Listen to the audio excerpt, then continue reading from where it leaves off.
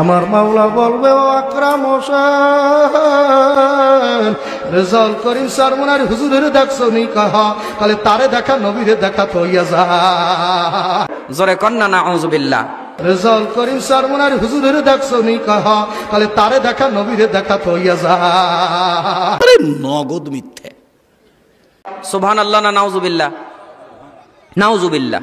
হুজুর কোরআনের বিরুদ্ধে ওয়াজ করে যায়, আপনি টেরি পান না। এজন্য রাসূল বলছেন আমার সবচাইতে বড় ভয় আলেমদের নিয়ে।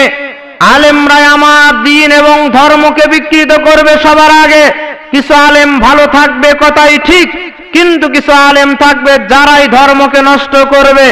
যে আলেমরা কিচ্ছা কাহিনী বক্তব্য দিয়ে বেড়াবে, যা কোরআনেও নাই হাদিসেও নাই।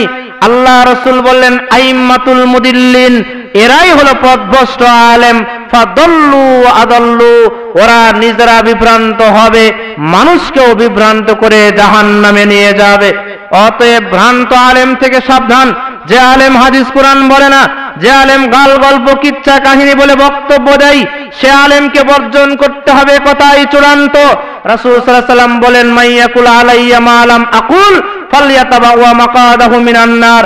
যে এমন কোন কথা বলে আমার নামে, যে কথা আমি রাসূল বলিনি, সে নিজেই যেন নিজের স্থান জাহান্নামে বানিয়ে নেয়।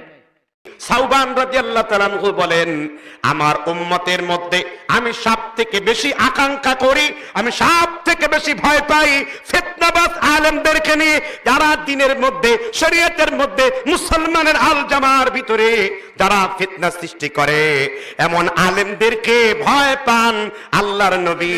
কোরআন হাদিস বাদ দিয়া নিজের মন গড়া বানিয়ে কথা বলবে, ওই আলেমকে আল্লাহ রাব্বুল আলামিন জাহান্নামের আগুনের মধ্যে ভরে দেবেন।